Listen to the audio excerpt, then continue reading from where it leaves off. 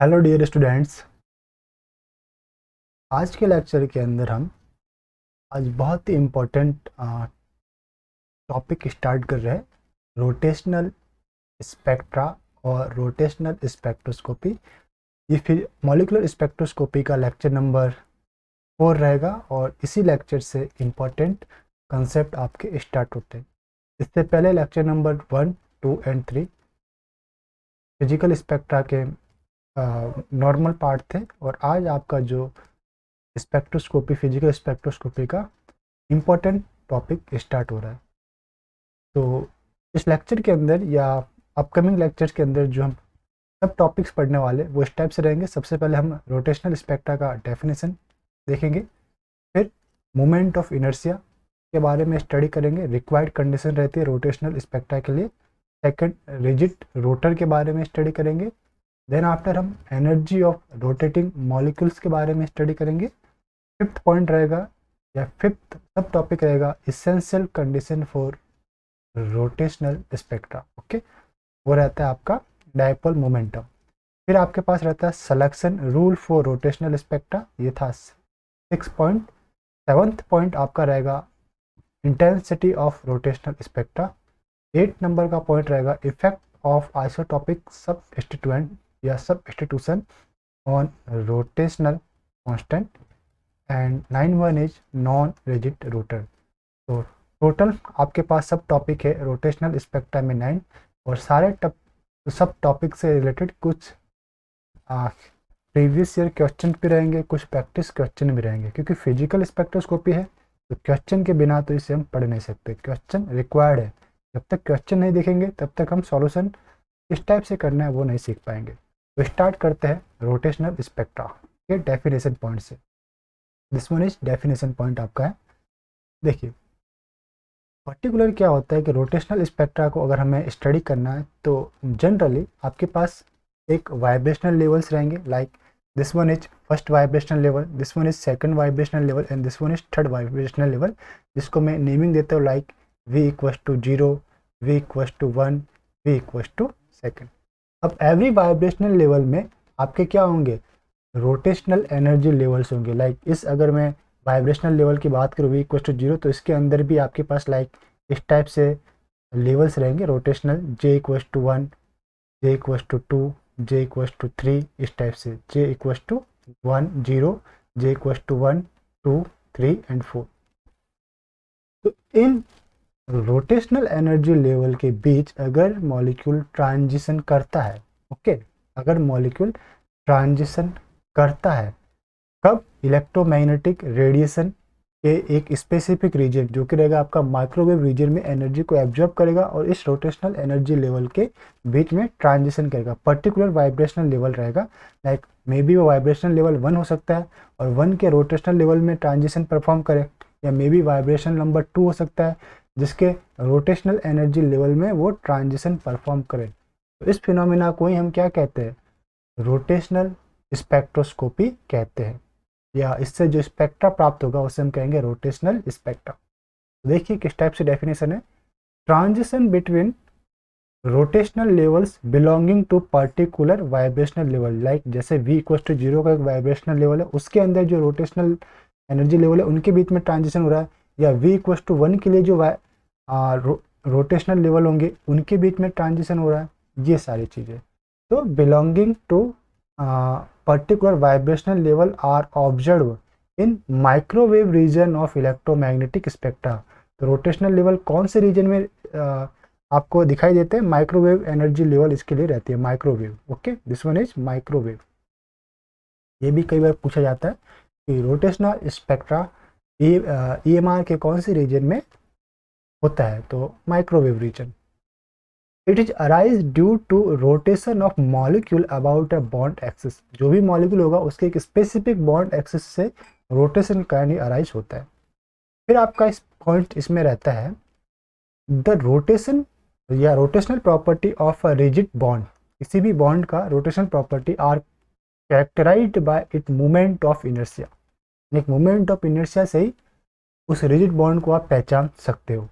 तो the rotational spectra of a molecule depend upon moment of inertia. Directly ये moment of inertia I के ऊपर depending करती है। ठीक है, moment of inertia this one is I. I से स्पेसिफाई करते रिप्रेजेंट करते। अब हम पढ़ते हैं मोमेंट ऑफ इनर्शिया के बारे में, जो कि हमारा सेकंड पॉइंट था। According two point moment of inertia second point था, तो इसे मैं नाम देता हूँ second point, number second point. तो अगर हमारे पास एक मॉलिक्यूल है जिसमें 2 atom M1 and M2 combined है एक बॉन्ड से, इस बॉन्ड की डिस्टेंस से r। ओके, तो फॉर डायटोमिक मॉलिक्यूल, तो इस पर्टिकुलर इस मॉलिक्यूल के लिए मोमेंट ऑफ इनर्शिया क्या रहेगा आपके पास, रिप्रेजेंट करेंगे I, इनके मास जो रिड्यूस्ड मास है वो, तो ये m, या फिर हम बोले रिड्यूस्ड मास म्यू, और बीच की डिस्टेंस की दूरी का स्क्वायर, तो r स्क्वायर। तो ये रह गया आपका moment of inertia, I equals to mu r square. और जो आपका म्यू है उसे कहते हैं हम रिड्यूस्ड मास, m1 m2 upon m1 plus m2, ये दो मासेस से मिलकर बनी होती है, तो this one is reduced mass. तो मोमेंट ऑफ इनर्शिया आपका रहेगा I equals to mu r square and mu equals to m1 m2 upon m1 plus m2। जैसे जैसे मासेस बढ़ते जाएंगे मोमेंट ऑफ इनर्शिया भी आपका इंक्रीज होता जाएगा। Okay, moment of inertia increase होगा।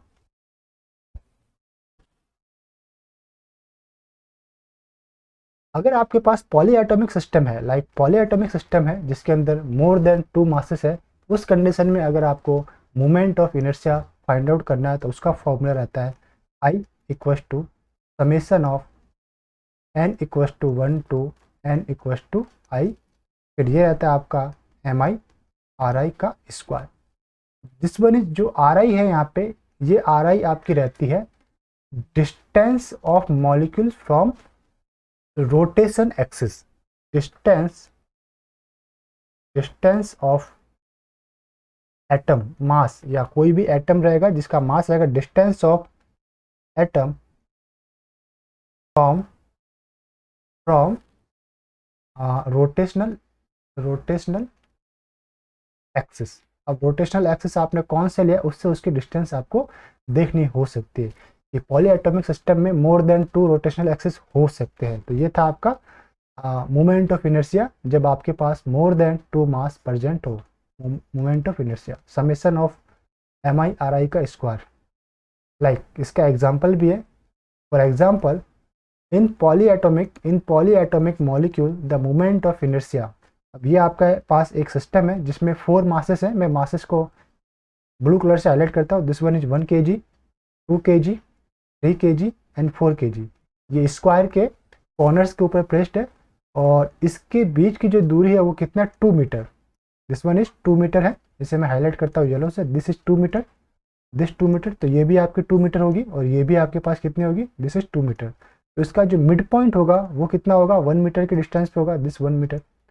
ओके, तो इसमें ये चारों के चारों मास प्लानर है। अब प्लानर है, आपको स्क्वायर बना रहा है, तो इसमें रोटेशनल एक्सिस कितने प्रेजेंट होंगे, तो देखिए 2 रोटेशनल एक्सिस आई ए, जिसे मैं हाईलाइट करता हूँ ग्रीन से, दिस वन इज आई ए और सेकंड इज आई बी। ये जस्ट स्क्वायर को आपको 2 सेम पार्ट के अंदर डिवाइड कर रहे, कट कर रहे, यानी कि ये 2 एक्सिस से होकर गुजर रही है, एक यहाँ से और एक यहाँ से और एक इसके मिड पॉइंट से। ओके, तो ये जो है वो इन द प्लेन है, आई ए और आई बी इन द प्लेन है और एक दूसरे के परपेंडिकुलर है। दिस वन लाइक एक आपका मैं हाईलाइट करूँ ग्रीन से, तो ये आपके पास एक एक्सिस हो गया, दूसरा एक एक्सिस ये हो गया आपके पास रोटेशनल एक्सिस। आप इसके एक्सिस के थ्रू मॉलिक्यूल के रोटेट कर सकते हो, लाइक इस एक्सिस के थ्रू आप मॉलिक्यूल रोटेट कर सकते हो, बिल्कुल मैं रोटेट कर सकता हूँ, यहाँ पे मैं इसको रोटेट कर सकता हूँ। और जो तीसरा एक्सिस है वो प्लेन ऑफ मॉलिक्यूल के परपेंडिकुलर है, लाइक ये अगर प्लेन है तो इसके परपेंडिकुलर आपके पास ये थर्ड एक्सिस रहेगा। ओके, इसके थ्रू भी आप मॉलिक्यूल को रोटेट कर सकते हो। ये जो तीसरा एक्सिस है उसको हमने रिप्रेजेंट किया है like this one, like this one. इस आईसी एक्सिस के थ्रू भी आप मॉलिक्यूल को रोटेट कर सकते हो। तो 3 एक्सिस हो गया आपके पास, आई ए, आई बी एंड आई सी। अगर मैं बात करूं आई सी एक्सिस आई ए के परपेंडिकुलर है, जी बिल्कुल, दिस आई सी और आई ए एक दूसरे के परपेंडिकुलर है क्योंकि आई ए प्लेन में है आई ए प्लेन में है और आई सी इसके परपेंडिकुलर है, फिर आई बी इस टाइप से प्लेन में है और आई ए इसके परपेंडिकुलर है, तो I C perpendicular to I C perpendicular to I B और I A perpendicular to I B, तीनों एक दूसरे के परपेंडिकुलर है। तो अब अगर मैं मोमेंट ऑफ इनर्शिया की बात करूं तो first moment of inertia along x axis, this one A axis या ए रोटेशनल एक्सिस की बात करें, ये दिस वन हमने हाईलाइट किया, I A means moment of inertia along a axis या ए प्रिंसिपल एक्सिस जिसके थ्रू हम रोटेशन करवा रहे हैं। तो उसके लिए फॉर्मूला आपको क्या लगाना है, जो हमारे पास फॉर्मूला था पॉली एटॉमिक का, summation of M I R I का स्क्वायर। तो M I means first mass 1 kg और फर्स्ट मास की जो आपका आई ए एक्सिस है इससे इसका डिस्टेंस कितना है, तो ये मेरा आई ए एक्सिस और 1 kg का इससे डिस्टेंस जो आएगा वो 1 मीटर रहेगा। यहाँ से लेके यहाँ तक की डिस्टेंस कितनी आएगी, टोटल 2 है, तो ये आपकी क्या आएगी 1 मीटर रहेगी। ओके, तो 1 kg इंटू 1 का square plus second mass 2 kg, ये 2 kg और इसकी भी इससे डिस्टेंस कितनी रहेगी, ये यहाँ से लेके यहाँ तक डिस्टेंस ये भी 1 मीटर, दिस वन इज 1 का स्क्वायर प्लस थर्ड मास 3 kg और फिर इसकी आई ए से डिस्टेंस, तो ये भी आपकी कितनी थी, यहाँ से यहाँ तक डिस्टेंस 1 मीटर ही आएगा, तो ये 3 kg इंटू 1 का स्क्वायर प्लस फोर्थ मास 4 kg इंटू इसका यहाँ से यहाँ तक डिस्टेंस ये भी 1 मीटर है, तो 1 का स्क्वायर।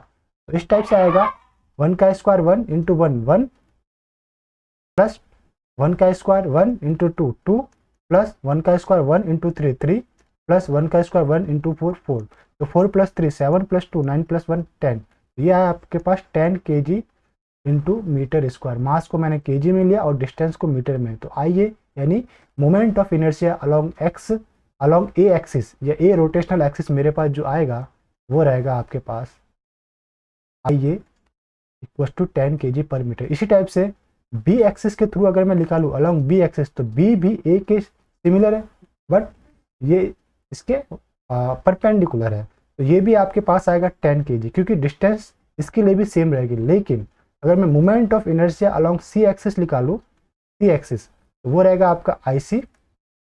इसमें क्या होगा कि जो आपका आई सी एक्सिस से मासेस के डिस्टेंस है वो चेंज हो जाएगी। अब दिस आई सी एक्सिस से इस अगर मैं एक्सिस की बात करूं तो इस आई सी एक्सिस से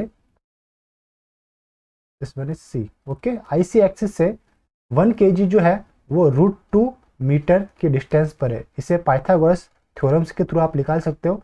this distance is 1 metre and this distance also 1 metre, okay, ये भी आपका 1 मीटर है, ये भी आपका 1 मीटर है, तो 1 प्लस 1 1 स्क्वायर प्लस 1 स्क्वायर फिर इसका अंडर रूट करेंगे तो √2 आएगा। इसी टाइप से 2 kg का मास इस सेंटर पॉइंट से √2 मीटर के डिस्टेंस पे, 3 kg भी √2 डिस्टेंस पे और 4 kg भी √2 डिस्टेंस पे। इसमें जो आपको फॉर्मूला लगेगा summation of M I R I का square n equal to 1 to 4 तक आपके पास रहेगा। ओके, तो आई इक्वल टू 1 एन नहीं लेंगे, आई इक्वल टू 1 to 4, तो 1 kg इंटू इसकी आई सी एक्सिस से डिस्टेंस √2 इसका स्क्वायर करेंगे। इसी टाइप से 2 इंटू √2 का स्क्वायर प्लस 3 इंटू √2 का स्क्वायर प्लस 4 इंटू √2 का स्क्वायर, तो √2 का स्क्वायर 2 एंड 2 इंटू 1 2, √2 का स्क्वायर 2 2 इंटू 2 4, √2 का स्क्वायर 2 2 इंटू 3 6 एंड √2 का स्क्वायर 2 2 इंटू 4 8, तो 8 प्लस 6 14 प्लस 4 18 प्लस 2 20, तो आई सी कितना आ गया 20 kg। तो इस सिस्टम के लिए अगर मैं कंपेयर करूं तो आई A equal to I B कितना आया 10 kg। आई ए और आई बी आपका इक्वल है 10 kg metre square, but I C equal नहीं है, वो कितना है 20 kg मीटर स्क्वायर। ये था मोमेंट ऑफ इनर्शिया। तो इससे क्या ऑब्जर्वेशन मुझे मिलता है कि according to moment of inertia along different axis हम हमारे सिस्टम को अपने स्टडी पर्पज के हिसाब से कुछ स्पेसिफिक नेम दे सकते हैं। स्टडी पर्पज के हिसाब से हम स्पेसिफिक कैटेगरी में या according to moment of inertia इसी स्पेसिफिक कैटेगरी में डिवाइड कर सकते हैं। कौन कौन से नेम रहेंगे वो चेक करते हैं हम लोग। तो देखिए नेक्स्ट पॉइंट हमारे पास क्या है, for the purpose of study of rotational spectra and a molecule we have classified the molecule according to moment of inertia. Moment of inertia के अकॉर्डिंग में मॉलिक्यूल को जिस कैटेगरी में क्लासीफाई कर सकता हूँ, फर्स्ट कैटेगरी है लीनियर टॉप मॉलिक्यूल, तो लीनियर टॉप मॉलिक्यूल कौन से होते हैं? जो हमने तीन अभी मोमेंट ऑफ इनर्शिया निकाले, आई ए, आई बी, आई ई, आई सी, उसी को हमें चेक करना होता है कौन से मोमेंट ऑफ इनर्शिया सेम है। अगर आपके दो सेम रहते हैं और एक जीरो हो जाता है तो ऐसे कैटेगरी को हम कहते हैं लीनियर टॉप मॉलिक्यूल। तो फर्स्ट कैटेगरी है linear top molecule. For linear molecule such as HCl, like HCl, like CO2, like O double bond C double bond S, ये सारे कैसे लीनियर मॉलिक्यूल है। Moment of inertia are like this, I B equal to I C रहता है और I ए आपका क्या रहता है, इसमें जीरो रहता है, आई ए आपका जीरो, यानी कि जो एक्सिस तीनों एटम से होकर गुजरेगा उसे हम लेंगे आई ए। तो आई ए के अकॉर्डिंग मोमेंट ऑफ इनर्शिया आपका जीरो, जबकि इन आई ए के परपेंडिकुलर जो अदर एक्सिस है आई बी और आई सी, उसके अलॉन्ग कुछ मोमेंट ऑफ इनर्शिया होगा जो दोनों सेम होंगे। तो I B equal to I C is greater than I A. इस टाइप के मॉलिक्यूल को हम क्या कहते हैं, लीनियर टॉप मॉलिक्यूल। एग्जाम्पल के रूप में हमें पता चल गया। और इसका जो पॉइंट ग्रुप होता है वो हमारे पास रहता है D infinity H C double bond O double bond S का। ओके, इसमें जो सी इन्फिनिटी एच आपके पास इसका पॉइंट ग्रुप है।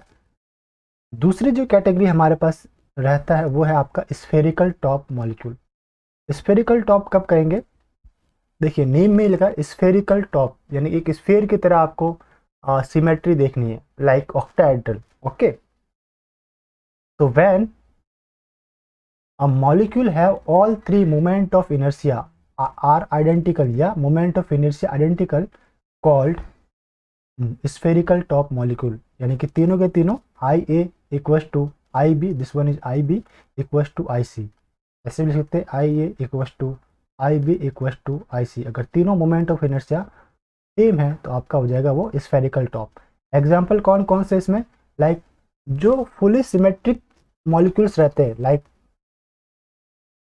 Pure symmetric molecule like octahedral OH, like tetrahedral TD, like आइकोसाहेड्रल IH, है ना, ये सारे सिमेट्रिक या स्फेरिकल टॉप मॉलिक्यूल्स कैटेगरी में आते हैं। इनके तीनों ही रोटेशनल एक्सिस के along moment of inertia same रहते हैं। और एग्जांपल के रूप में आप ले सकते हो लाइक SF6 जो कि ऑक्टाहेड्रल है, लाइक CH4 जो कि टेट्राहेड्रल है, लाइक CCl4 ये भी आपका टेट्राहेड्रल है। ये जो आपका मॉलिक्यूल लिखा है नेम सही से इसको कट मारिए, और लाइक सल्फेट SO4 2- ऑक्टाहेड्रल में आएगा। ओके, फिर आपके पास थर्ड कैटेगरी है सिमेट्रिकल टॉप मॉलिक्यूल, जो कि टू सब कैटेगरी में रहता है, एक ऑब्लेट और एक प्रोलेट।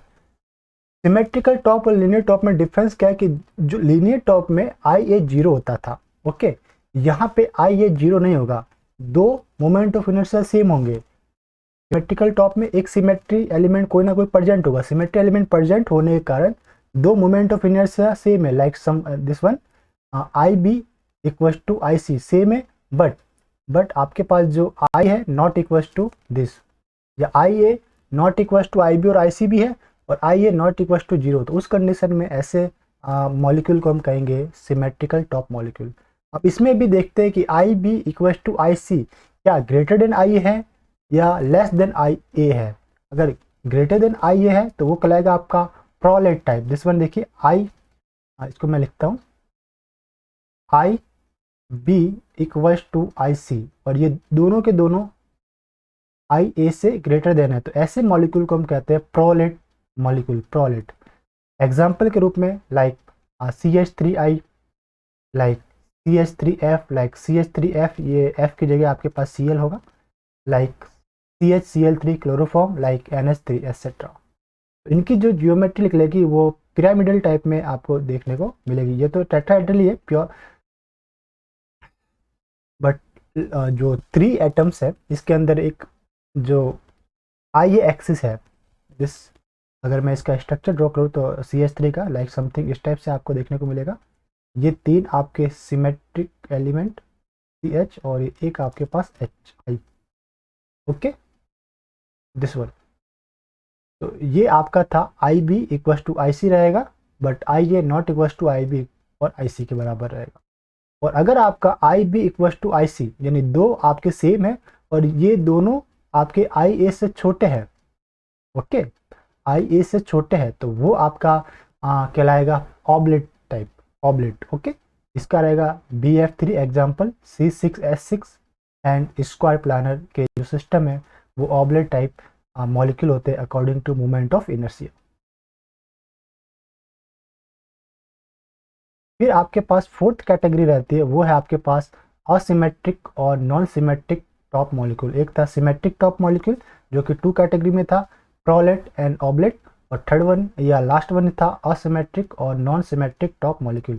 तो ऐसे मॉलिक्यूल जिनमें तीनों के तीनों मोमेंट ऑफ इनर्शिया डिफरेंट रहते हैं, बस। The molecule having all moment of inertia different passes asymmetric top like Ia not equals to Ib not equals to Ic. For example, H2O and vinyl chloride, H2O and vinyl chloride, इनके तीनों ही access के according moment of inertia different आपको देखने को मिलेंगे। तो 4 category हो गए आपके पास, ओके। फर्स्ट जो था आपके पास वो आपके पास था linear top, linear top. Second आपके पास आया स्फेरिकल, स्फेरिकल टॉप। थर्ड आपके पास आया symmetrical, symmetric top, symmetric top जो कि 2 कैटेगरी में था, एक ऑब्लेट, ऑब्लेट, और सेकंड वन आपके पास था प्रोलेट, प्रोलेट।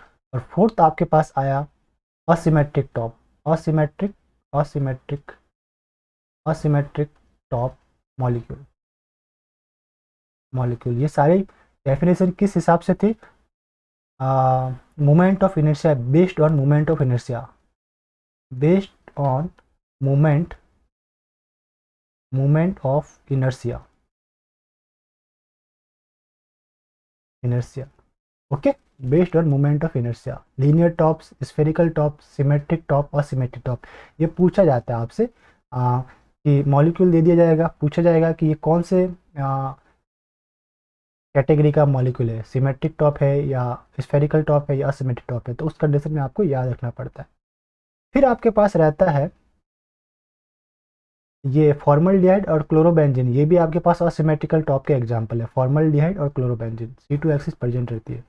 देन हमें स्टडी करना है रिजिड रोटर, जो हमारा नेक्स्ट पॉइंट है आफ्टर मोमेंट ऑफ इनर्शिया के बाद। जो तीसरा हमारे पास पॉइंट था, जो स्टडी करने का पॉइंट था, वो था आपका rigid rotor.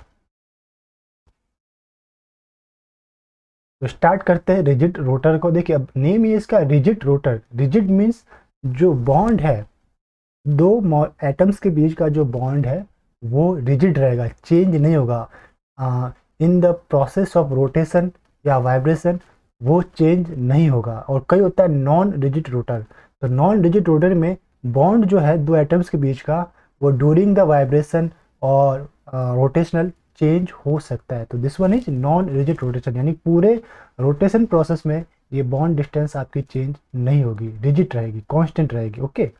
This one is rigid rotor. आपके पास एक मॉलिक्यूल है जिसमें 2 एटम है, M1 मास और M2 मास, जो कि r डिस्टेंस पे आपके पास एग्जिस्ट है। तो when masses M1 and M2 are joined by a rigid bar और bond whose length is r called rigid rotor. There is no change in bond length during the rotation, okay. तो delta R की value कितनी आएगी? 0, rotation में कोई भी change नहीं होगा।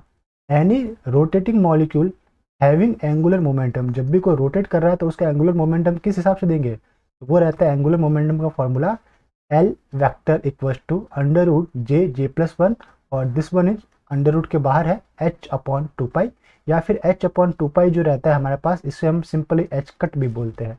तो आपके पास एंगुलर मोमेंटम आ जाएगा L vector equal to under root J plus 1 into H cut, और जो जे है आपके पास वो है रोटेशनल क्वांटम नंबर, और रोटेशनल क्वांटम नंबर 0 से स्टार्ट होते हैं, 0 1 2 3 4। इसी टाइप से वाइब्रेशनल क्वांटम नंबर v रहता है जो कि 0 से स्टार्ट होता है, लेकिन प्रिंसिपल क्वांटम नंबर 1 से स्टार्ट होता है, हमेशा याद रखिएगा। तो इस टाइप से अगर आपके पास j इक्वल टू 0 है तो एल वेक्टर की वैल्यू कितनी आएगी? 0, ओके। इसी टाइप से j इक्वल टू 1 है, अगर j इक्वल टू 1 है तो एल वेक्टर की वैल्यू आएगी under root 1 into 1 plus 1 into H cut, तो 1 प्लस 1 कितना होगा 2, तो ये आएगा आपके पास √2, दिस वन इज √2। इसी टाइप से अगर आपके पास j की वैल्यू 2 है तो l वेक्टर की वैल्यू आएगी आपके पास 2 इंटू 2+1 यानी 3, 3 2 जा 6, तो ये √6 h कट। इसी टाइप से अगर j की वैल्यू 3 है तो आपके पास l वेक्टर की वैल्यू आएगी 3 इंटू 3+1 यानी कि 3+1 4, 4 3 जा 12, तो this one is 12 h cut, या 12 को मैं लिख सकता हूँ 3 इंटू 4 और 4 का √2 रहता है, तो this one is 2√3 h cut. और इसी तरह अगर आपके पास l की वैल्यू j की वैल्यू 4 है तो l वेक्टर की वैल्यू आएगी √4, 4+1 h कट, तो 4+1 5, 5 4 जा 20, तो ये रहेगा आपके पास √20 h कट। ओके, तो इस पूरे प्रोसेस में मुझे क्या दिखाई देगा कि जो आपके पास l वेक्टर की वैल्यू आ रही है वो क्वांटाइज्ड है, यानी कि वो आपका एक क्वांटाइज्ड वैल्यू आपको देखने को मिलता है।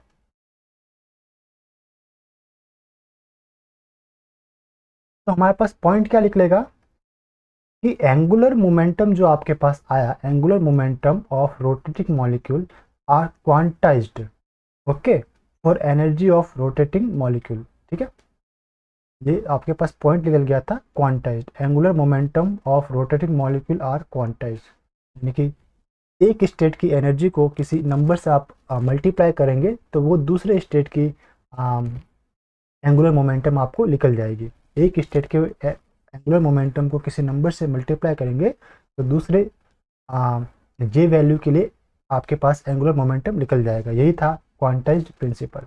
अब है हमारे पास energy of rotating molecule. Okay, energy of rotating molecule के लिए क्या कैलकुलेशन आपके पास रहती है, मुझे रोटेटिंग मॉलिक्यूल की एनर्जी फाइंड आउट करनी है। तो इसे हाईलाइट करते हैं, एनर्जी ऑफ रोटेटिंग मॉलिक्यूल। देखिए, और लीनियर मोशन काइनेटिक एनर्जी कौन से फॉर्मूले से दी जाती है? लीनियर मोशन के लिए जो काइनेटिक एनर्जी आपको गिवन रहता है वो आपके पास एक kinetic energy equal to, normally आपके पास रहता है kinetic energy equal to 1/2 mv²। और अगर मैं इसको मूवमेंट में चेंज करना चाहूँ तो m से ऊपर नीचे मल्टीप्लाई करता हूँ तो ये हो जाता है आपका kinetic energy equal to p²/2m। p क्या है आपका लीनियर मोमेंटम, m क्या है आपका मास। अगर मैं इसी फॉर्मूले को इन the form of angular momentum में लिखना चाहूँ तो एनर्जी आपकी रहेगी E, p² की जगह मुझे लिखना है L वेक्टर का स्क्वायर और 2 मास की जगह अब एंगुलर मोमेंटम में या रोटेशन में हम क्या किसे कंसिडर करते हैं, मोमेंटम ऑफ इनर्शिया को, I को, तो ये हो जाएगा आपका I। ओके, तो E = L²/2I। L क्या था आपके पास एंगुलर मोमेंटम, I क्या है मोमेंटम ऑफ इनर्शिया और I रहता है आपका μr²। तो हमारे पास क्या आएगा, हमारे पास E की मुझे वैल्यू फाइंड आउट करनी इन the form of J। E की वैल्यू मुझे फाइंड आउट करनी इन the form of J means rotational quantum number के फॉर्मूले में। तो मुझे पता है कि चूंकि L क्या रहता है in the form of J, L रहता है आपके पास L vector equal to √J+1 और h कट। ओके, तो मैंने क्या प्लेस किया, E = L की जगह प्लेस किया √J+1 और h कट की जगह h/2π प्लेस किया और इस पूरे का स्क्वायर अपॉन 2i। तो अगर मैंने स्क्वायर किया तो दिस स्क्वायर रूट हट गया, तो J+1 h का स्क्वायर h² और 2π का 4π² और जो नीचे का 2i था वो यहाँ पे आ गया दिस वन। तो इस टाइप से ये फॉर्मेट बन गया। तो अब मेरे पास E की वैल्यू क्या रही, अगर मैं 4 और 2 को मल्टीप्लाई करूँ तो कितना आएगा 8। तो E की वैल्यू मुझे निकल रही है, ऊपर वाले को गुना कर दो, J+1 h² upon 8π² I, this one is I। ये जो आपके पास वैल्यू आएगी वो आएगी आपकी जूल के अंदर। ओके, ये वैल्यू किस में आएगी, दिस एनर्जी की जो वैल्यू आएगी वो रहेगी आपकी जूल में।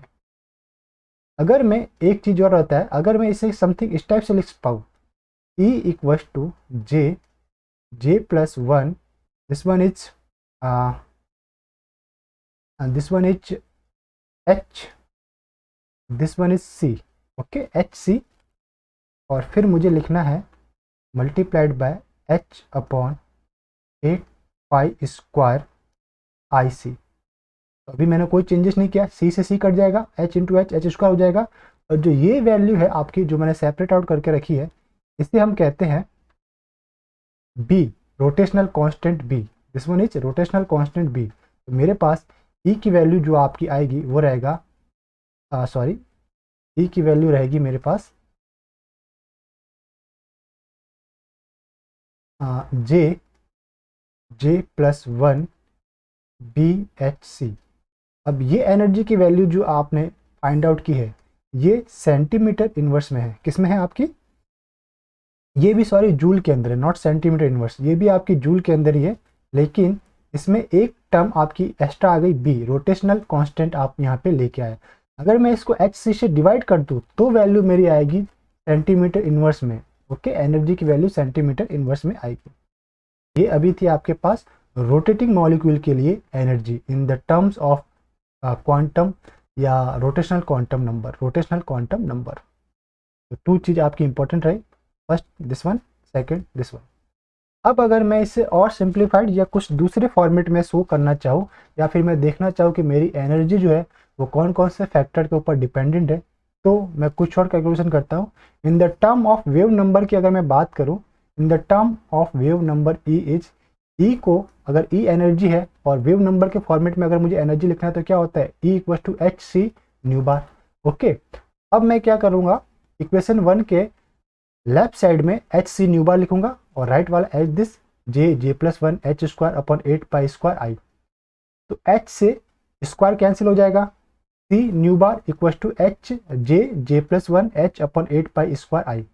तो न्यू बार क्या आएगा मेरे पास, न्यू बार जो वैल्यू आएगी मेरे पास वो रहेगी आपके, देखिए this one is nu bar equal to J plus one, ठीक, multiplied by H upon 8 pi square I C. और ये जो 8 पाई स्क्वायर आई सी है, इस पूरे को हम लोग क्या ऑब्जर्व करते हैं, इसी को ही बोलते हैं हम बी।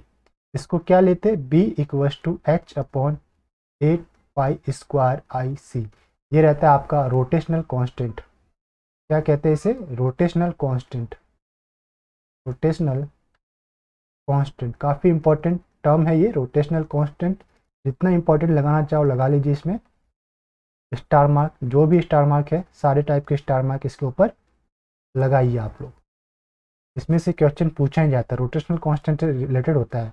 तो वेव नंबर कितना है, न्यू बार आएगा आपके पास जे प्लस वन, और इस पूरे टर्म की जगह आपको लिखना है बी। तो आपके पास आ गया nu bar equal to J plus one B. Okay, और बी के आपके पास रोटेशनल कांस्टेंट, और बी की वैल्यू कितनी होती है आपके पास, बी की वैल्यू रहती है H upon 8 pi square I C. और ये जो न्यू बार आएगा उसका जो यूनिट रहेगा वो रहेगा आपका, क्या रहेगा, सेंटीमीटर इनवर्स। सेंटीमीटर इनवर्स आपका यूनिट रहेगा। Okay, centimetre inverse.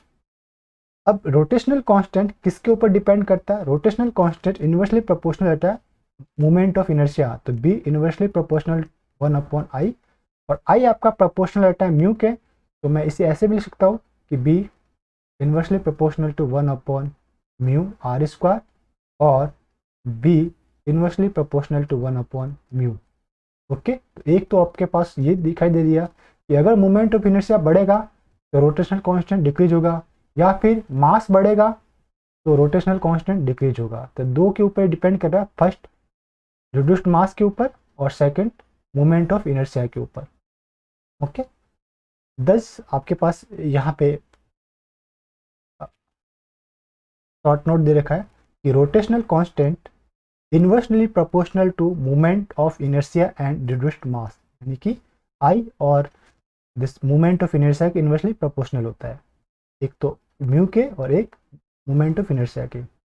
अब energy in term of wave number, जो भी आपका रोटेटिंग मॉलिक्यूल की energy in term of wave number अगर मुझे फाइंड आउट करनी है तो मुझे एच सी से डिवाइड करना होता है। जो भी energy in term of joule आई है उसको अगर मैं एच सी से डिवाइड कर दूँ तो इन टर्म ऑफ वो आ जाएगी आपके पास सेंटीमीटर इनवर्स में। ओके, वेव नंबर के टर्म में। लाइक इसे मैं पहले तो हाईलाइट करता हूँ, बहुत इंपॉर्टेंट आपका टॉपिक है, energy in term of wave number. Energy in term of wave number, for example like energy in term of wave number photons के लिए क्या होते हैं, E equal to H C nu bar, और अभी अभी मैंने न्यू बार कैलकुलेट की, nu bar equal to J plus one B. Okay, अगर मैं इसको एच सी से मल्टीप्लाई कर दूं तो energy in term of wave number आएगी, सॉरी, और एक मैंने ये फॉर्मूला निकाला था एनर्जी का फ्रॉम इक्वेशन वन से एक एनर्जी मेरे पास आई थी रोटेटिंग मॉलिक्यूल के लिए, ये तो फोटॉन्स के लिए थी, रोटेटिंग मॉलिक्यूल के लिए क्या आई थी, E equal to J plus one B S C, और अगर मैं एच सी से डिवाइड कर दूँ, ये अभी जूल में है, इसलिए ध्यान दीजिए, ऑब्जर्व कीजिए, यहीं पे दिक्कत आती है, यहीं पे गलती होती है। अगर E equal to J plus one B S C है, और अगर मैंने, और अभी इसका यूनिट है जूल, और अगर मैंने इसको एच सी से डिवाइड कर दिया, ओके, तो अब जो मेरे पास एनर्जी आएगी उसे मैं रिप्रेजेंट करूँगा, पहले तो मैं इसको ले लेता हूँ, let E bar equal to J plus one B, okay, J plus one B, और ये जो टर्म है वो आपकी आएगी सेंटीमीटर इनवर्स में, और इससे पहले वाला जो एनर्जी था वो जूल में था, ये सेंटीमीटर इनवर्स में था, तो यही पूछा energy in term of wave number E bar equal to J plus one B, या फिर न्यू बार भी इसे बोल सकते हो, रोटेटिंग मॉलिक्यूल के लिए ये एनर्जी है।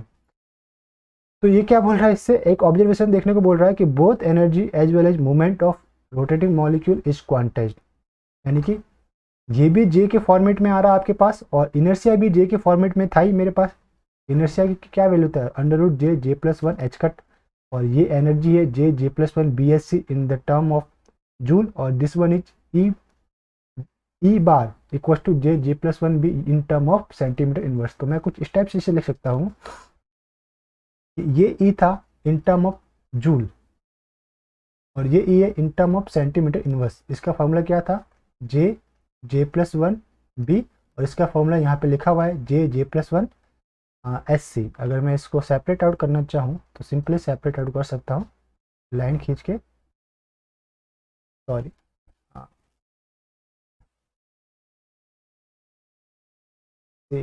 कलर, लाइन के अंदर कलर अलग आ रहा है, कोई नहीं, तो मैंने यहीं से एक लाइन खींच देता हूँ, ये दिस वन अलग सेपरेशन है, ये अलग सेपरेशन, और ये अलग सेपरेशन। जब एल की वैल्यू, यस, जब एल और जे की वैल्यू, मान लो यहाँ पे जे भी ले लीजिए, जे एंड एल, जे की वैल्यू जीरो और एल की वैल्यू जीरो है, तो दिस नॉट एल, ये आपका रहेगा जे, ओके, दिस जे,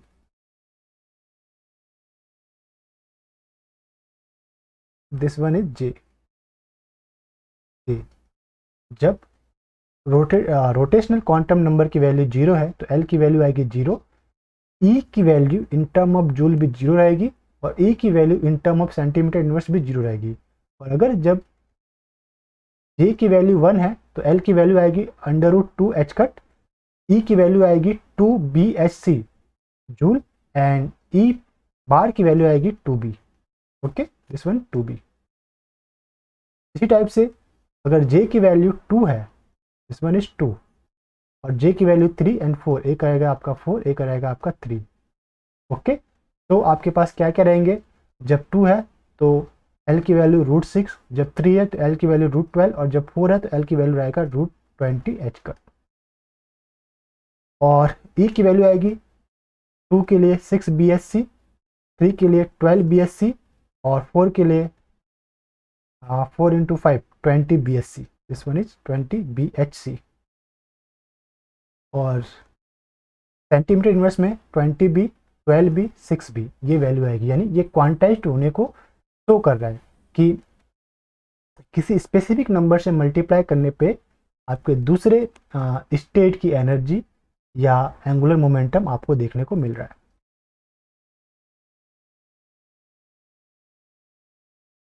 ये हमारे पास यहाँ पे शो है कि एक पर्टिकुलर वाइब्रेशनल लेवल में रोटेशनल लेवल यहाँ पे शो है। सपोज कीजिए ये आपके पास एक वाइब्रेशनल लेवल है, और इस वाइब्रेशनल लेवल के यहाँ पे कुछ भी नंबर हो सकता है, N equal to zero, one, two, three, कुछ भी हो सकता है।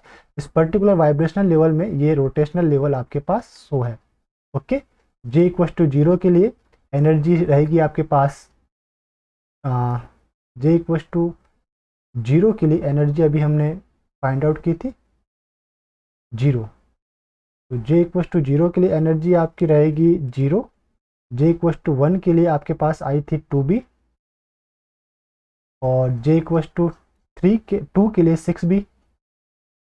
इससे नीचे भी एक ये रहेगा, this J equal to zero जो है वो एक स्टेप पूरा का पूरा नीचे खिसकेगा। ओके, इसलिए जब 2b J equal to one की वैल्यू है, तो यहाँ पे हमने थोड़ा सा गलत इंडिकेशन दिया है। जे इक्वल टू जीरो की वैल्यू रहेगी zero, J equal to one की वैल्यू रहेगी 2b। ओके, और जे इक्वल टू टू की वैल्यू 6b। और इन सक्सेसिव रोटेशनल एनर्जी स्टेट के बीच की, या एनर्जी स्टेट के बीच की जो गैपिंग है वो रहेगी, लाइक फर्स्ट के लिए 4b, 6b, 8b, 10b, 12b, 14b, इस टाइप से इंक्रीज होती जाती है। अब आपके पास है कि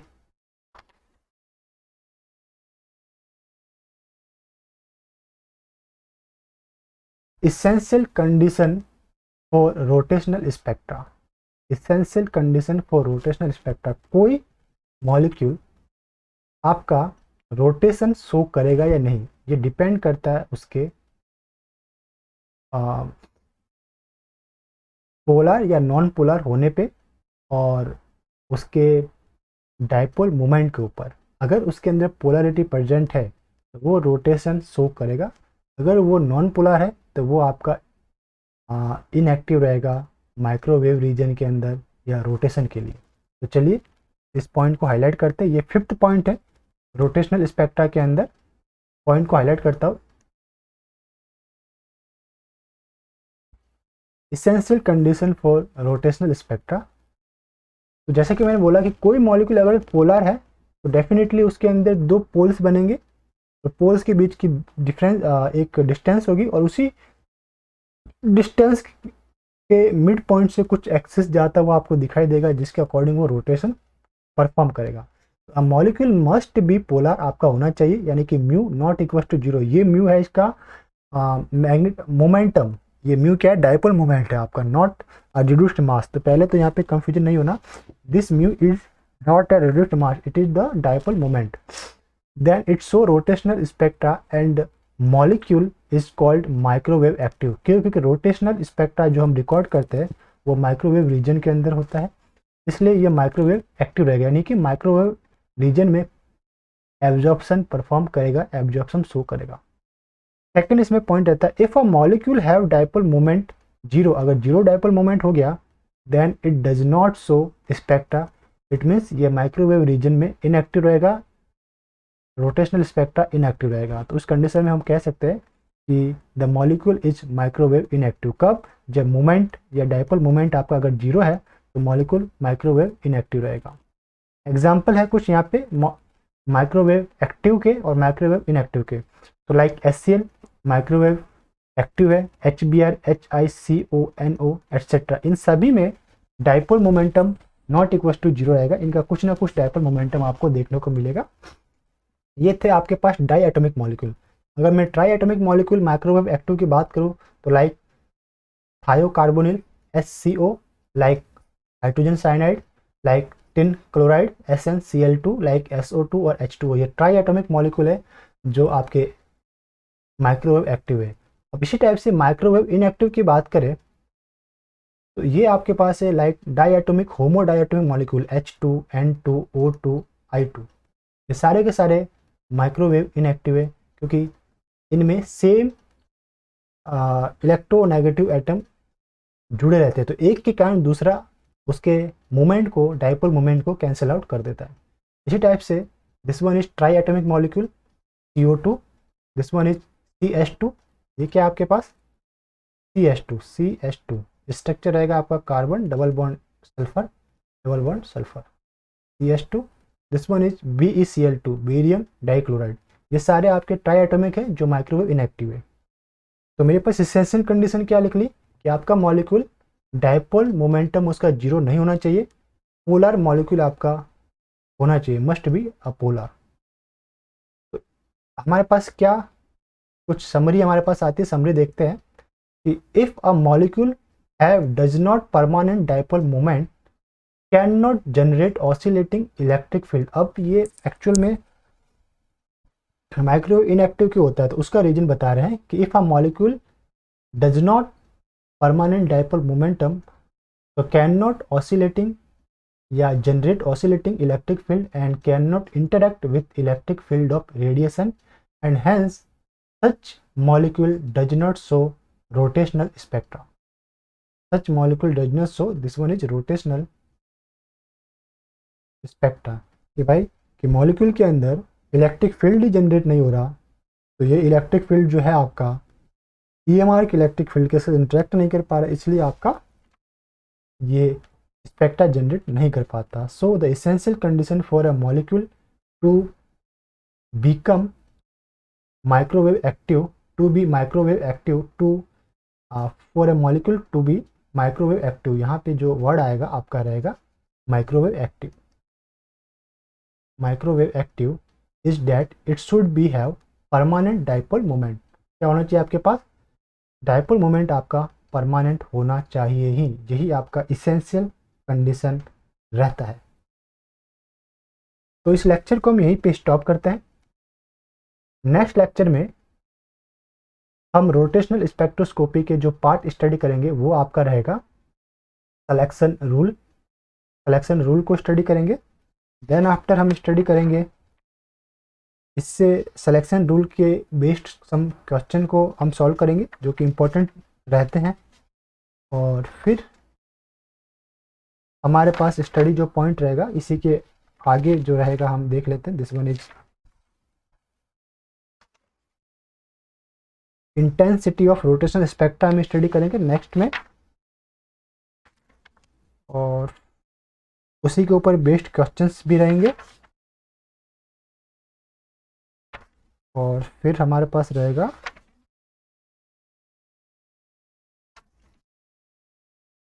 नॉन रिजिड रोटर। ये सभी पॉइंट हम नेक्स्ट लेक्चर के अंदर स्टडी करेंगे। Selection rule, intensity of spectra और उसके ऊपर based question and non rigid rotor. तो मिलते हैं नेक्स्ट लेक्चर में, तब तक के लिए हैव अ नाइस डे। खुश रहिए, मुस्कुराते रहिए। 1 second, have a nice day.